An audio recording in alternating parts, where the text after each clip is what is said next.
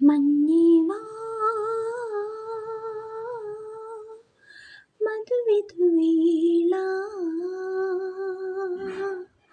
Hi guys, ഞാൻ ഷനിക്കടവത്ത്. നമ്മൾ ഈ സോങ് കേട്ടിട്ടുള്ളത് തുഷാരം എന്ന സിനിമയിലാണ്.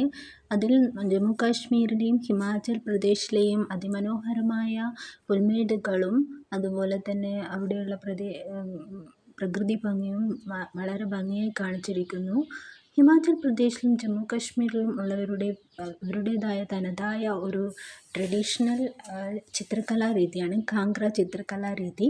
പുൽമേടുകളും പച്ചപ്പുകളും നദികളും പ്രകൃതി ഭംഗിയും അതിമനോഹരമായി ചിത്രീകരിച്ചിരിക്കുകയാണ്. ഇതിനകത്ത് രാധാകൃഷ്ണ പ്രണയം അതുപോലെ തന്നെ വൃന്ദാവനം ഒക്കെ അതിമനോഹരമായി ചിത്രീകരിച്ചിരിക്കുന്നു. അവർക്ക് അവരുടേതായ ട്രഡീഷനിൽ എപ്പോഴും അഭിമാനിക്കാവുന്ന ഈ ചിത്രകലാരീതി ഇന്ത്യയുടെ പാരമ്പര്യത്തെ തന്നെ കാത്തുസൂക്ഷിക്കുന്ന ഒന്നാണ്. ബസോളി ആർട്ട് കാംഗ്ര ചിത്രകലാ രീതി എന്നിങ്ങനെ അറിയപ്പെടുന്ന ഈ ചിത്രകല ഇവിടെയുള്ള നദീതീരത്തും അതുപോലെ തന്നെ പുൽമേടുകളും ഏറ്റവും ഇതിനകത്ത് മികച്ചു കാണിക്കുന്നത് പ്രകൃതി ഭംഗി തന്നെയാണ്.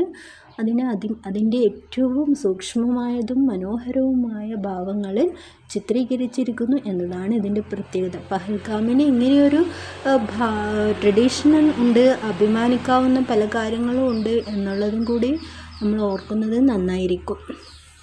ഓക്കെ.